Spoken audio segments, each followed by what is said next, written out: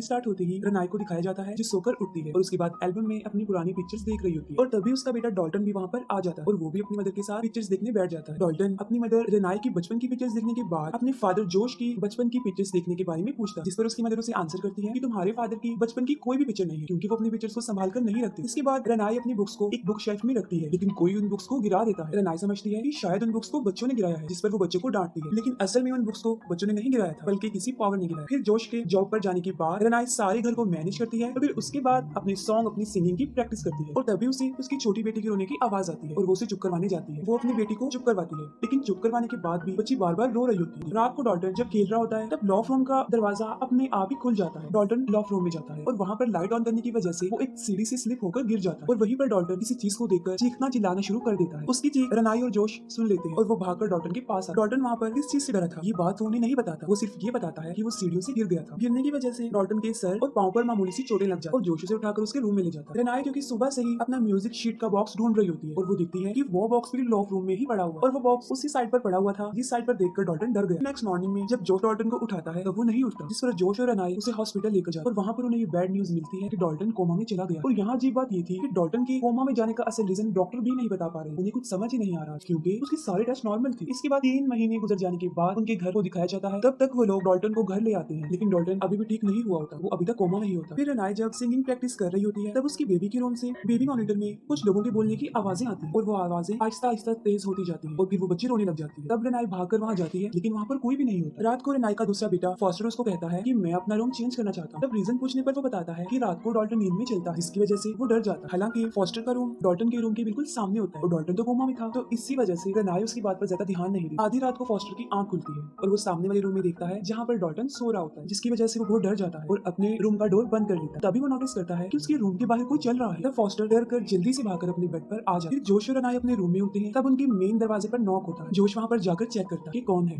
लेकिन वहाँ पर कोई भी नहीं होता। जोश दरवाजा बंद करके सिक्योरिटी अलार्म ऑन करके वापस अपने बेडरूम की तरफ आ रहा होता है लेकिन घर का अलार्म जोर जोर से बजना शुरू हो जाता है। तब जोश भागकर वहाँ जाकर चेक करता है और वो देखता है कि दरवाजा खुला हुआ है। वो दरवाजा और अलार्म दोनों को बंद करता है और तभी रनाई को अपनी बेटी की रोने की आवाजें आती है। रनाई जब अपनी बेटी के रूम में जाती है तब उससे वहाँ एक आदमी नजर आता है जिसे देखकर वो काफी शाउट करती है और जोश को बुलाती है। तब जोश भागकर वहाँ पर आता है और वो बताती है कि उनकी बेटी के रूम में कोई आदमी था। जोश सारे रूम को चेक करता है। अब जोश जब दोबारा मेन डोर के पास आता है तो वो देखता है कि इस बार भी दरवाजे खुले हुए हैं जिसको वो कई बार बंद कर चुका है। इस बार भी जोश वही करता है, दरवाजा और अलार्म दोनों बंद करता है और पूरे घर को चेक करता है आखिर ये क्या माजरा है और कोई है तो नहीं घर के अंदर। फिर हम देखते हैं कि इतना अरसा गुजर जाने के बाद भी डॉल्टन की कंडीशन पर जरा भी पॉजिटिविटी नहीं आ रही और डॉक्टर्स भी इसके पीछे असल वजह को नहीं जान पा रहे और रनाई को डॉल्टन की बेडशीट पर खून से भरे हुए एक पंजे का निशान नजर आता है जिसे देखकर वो बहुत बुरी तरह डर जाती है और फौरन जोश को कॉल करती है लेकिन जोश घर आने में थोड़ी देर कर देता है जिस पर उन दोनों के दरमियान थोड़ा सा झगड़ा होता है। रनाई जोश को बताती है कि ये घर कर्ज है और जब से वो यहाँ पर आए हैं उनके साथ कुछ ना कुछ अजीबोगरीब हो रहा है। उसे लगता था कि शायद इस घर में कोई गड़बड़ है और चीजें भी अपने आप इधर से उधर मूव हो जाती थी। रात को रनाई को एक ख्वाब आता है और ख्वाब में वो डॉल्टन और उसके साथ वहाँ पर एक शैतान को देखकर और फिर वो नींद से जाग जाती है और तभी रनाई को बाहर किसी का चलता हुआ शैडो नजर आता है और तभी एक आदमी उसके रूम के अंदर आ जाता है। तब डरी और सहमी हुई रनाई शाउट करना शुरू कर देती क्योंकि वो आदमी उसे डरा देता। जोश जल्दी से वहाँ पर आता है। रनाई उसे कहती है कि अब वो मजीद इस घर में रहना नहीं चाहती क्योंकि ये घर हॉन्टेड है। वो लोग उस घर को छोड़कर एक दूसरे घर में शिफ्ट हो जाते हैं। शिफ्टिंग में इनकी हेल्प करने जोश की मदर लॉरेन भी वहाँ पर आती है। एक पिक्चर को देखकर लॉरेन हैरान हो जाती है कि जोश ने अपनी फैमिली के साथ पिक्चर बनवाई है। इस घर में भी रनाई को कुछ ना कुछ अजीबोगरीब फील हो रहा हो और घर में एक बच्चे का गोश्त उसे नजर आता है और घर के सारे दरवाजे अपने आप बंद होते हैं और खुलते हैं और रनाई देखती है कि उस बच्चे का भूत डॉल्टन के रूम में जाकर छुप गया है। रनाई एक बार फिर से डर जाती है और फिर वो एक फादर को बुलाती है। तब रनाई जोश को बताती है कि पिछले घर में जो शैतान था वो उन लोगों के साथ इस घर में भी आ गया है और वो उसे बच्चे के भूत के बारे में भी बताती है, जिस पर लॉरेन भी रनाई का ही साथ देती है। जोश की मदर उसे बताती है कि मैंने ख्वाब में एक शैतान को देखा और जब मैंने उससे पूछा कि वो यहाँ पर क्यों आया है और क्या चाहता है तब उस शैतान ने कहा कि मुझे डॉल्टन चाहिए और इन बातों के दौरान ही वही शैतान लॉरेन को जो के पीछे नजर आता है, जिसे देखकर वो बुरी तरह डर जाती है और इतने में डॉल्टन के रूम से भी आवाजें आना शुरू हो जाती है और ये लोग भागकर उसके रूम में जाते हैं। तो वो देखते हैं कि उस रूम का सारा सामान बिखरा हुआ है जैसे किसी ने उसे इधर उधर फेंका है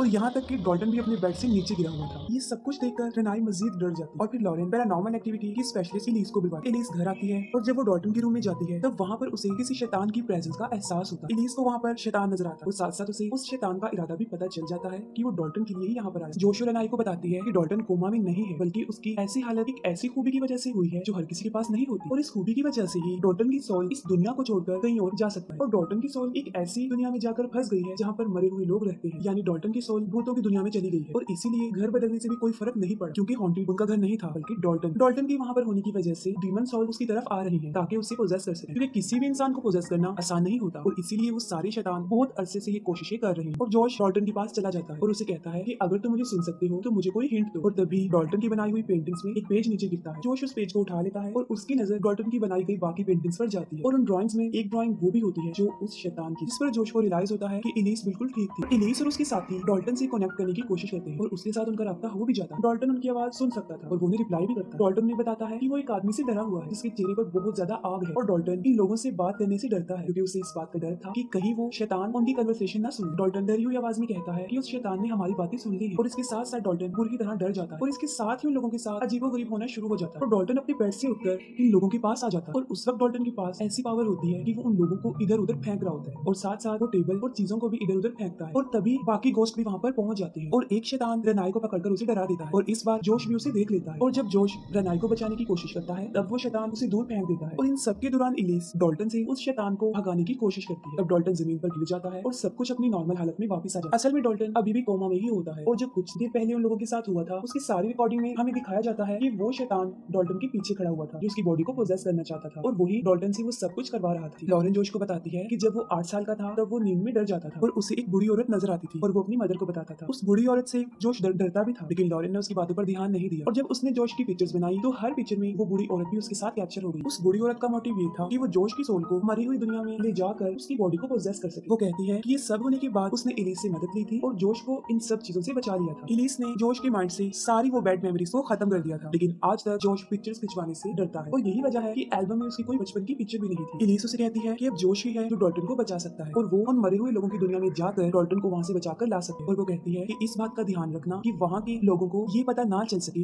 कि तुम इसी दुनिया से गए हो वरना वो लोग तुम्हारी बॉडी के लिए भी यहाँ पर आ सकते हैं। और फिर जोश दूसरी दुनिया में चला जाता है और डॉल्टन को ढूंढता है। इसी दौरान वो बहुत सारे क्रीपी गोस्ट को देखता है। आगे जाकर वहीं पर उसे डॉल्टन भी मिल जाता है जिसके पाँव को किसी ने जंजीरों से बांधा हुआ था। वो दोनों मिलते हैं और डॉल्टन जोश को बताता है कि वहाँ पर एक शैतान है और उसी शैतान ने उसे यहाँ पर रखा हुआ है। जोश डॉल्टन को उन जंजीरों से आजाद करता है और तभी वो शैतान जोश को देख लेता है। वो शैतान जोश पर अटैक कर देता है। जोश किसी तरह अपनी जान बचाकर डॉल्टन को वहाँ से लेकर भागता है लेकिन जोश वहाँ से आसानी से वापस नहीं आ रहा होता क्योंकि बहुत सारे भूतों ने उसे घेरा होता है। तब रेनाई जोश की हेल्प करने के लिए उसे आवाजें लगा रही होती है और तभी जोश घर के अंदर आ जाता है और डॉल्टन को घर के अंदर छोड़ देता है ताकि वो अंदर अपनी बॉडी के पास चला जाए। तभी डॉल्टन आगे चला जाता है और हर जगह पर अपनी बॉडी को ढूंढता है और इतनी ही देर में डॉल्टन के पास वहाँ पर वो शैतान आ जाता है जो उसे रोकने की बहुत कोशिश करता है। तब डॉल्टन भागता है और शैतान भी उसके पीछे पीछे भागता है लेकिन डॉल्टन भागकर अपनी बॉडी के पास आ जाता है। और फिर हम देखते हैं कि जोश को वही बूढ़ी औरत नजर आती है जिसे वो बचपन में देखा करता था। जोश उस पर काफी शाउट करता है और उसे वहाँ से जाने के लिए कहता है। जोश उसे कहता है कि तुम यहाँ से चले जाओ, मुझे अकेला छोड़ दो, मैं तुमसे नहीं डरता। और यहाँ पर हमें पता चलता है कि जोश तो असल में घर के बाहर होता है और वो बूढ़ी आत्मा घर के अंदर होती है। और तभी जोश और डॉल्टन होश में आ जाते हैं और उन्हें देखकर सब लोग बहुत खुश हो जाते हैं कि डॉल्टन भी होश में आ गया है, वो बिल्कुल ठीक हो गया है और किसी को भी जानी नुकसान नहीं हुआ। एलिस और उसके साथी अपना सामान वापस लेकर जा रहे होते हैं। फिर जोश और एलिस बातचीत कर रहे होते हैं और जोश अपनी पुरानी पिक्चर्स एलिस को वापस करता है और पिक्चर लेने के दौरान एलिस जोश के हाथों को देखकर चौंक जाती है और फिर वो